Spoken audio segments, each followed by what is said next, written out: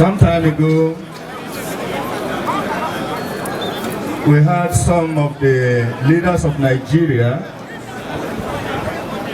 those who inherited the Nigerian estate, tell us that Nigeria's unity is non-negotiable. And Nigeria is indissoluble. And that reminded me of what I read sometime in scripture I want to share briefly with you.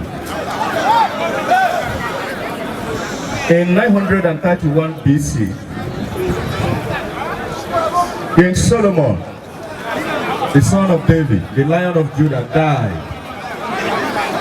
after ruling for 40 years, sitting on the throne of David for 40 years.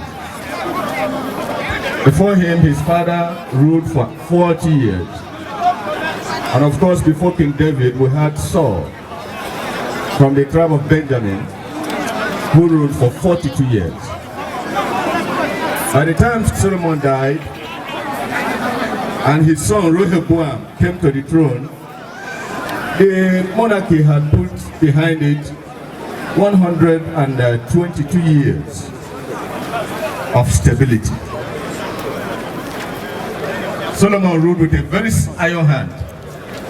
He had a large court of 1,000 wives and so many other hangers on. He had to devise a way of feeding his large court. There were 12 governors in Israel. Each of them took turns every month to feed the household of Solomon, the court of Solomon. 1,000 wives, different hangers on, 14,000 stalls of horses, and 40,000 horsemen.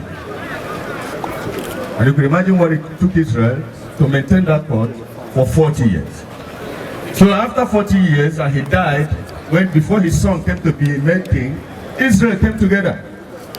And they said to Rehoboam, your father ruled us with iron hand. Please, can you help us? Let us renegotiate the direction of this leadership. Negotiation. And of course, we know what happened. Rehoboam consulted two sets of people. He consulted the elders, wise and seasoned statesmen who stood before his father. And they said to him, if you will be kind to these people, if you will serve these people, if we speak kindly to them, they will be your servants forever. Then he turned again to his mates. He rejected their counsel. He turned to his mates. And his mates said to him, don't show any sign of weakness. Don't even compromise. Tell them that your little finger will be bigger than your father's waist. Tell them that your father ruled them with whips. You are going to rule them with scorpions. Whip them with scorpions. And of course, he refused to renegotiate the kingdom with the people of Israel. And then on the day of set aside, they came together and he took the counsel of the young men. He said to them, my father whipped you with whips. I am going to whip you with scorpions. He said, my little finger is going to be bigger than my father's waist.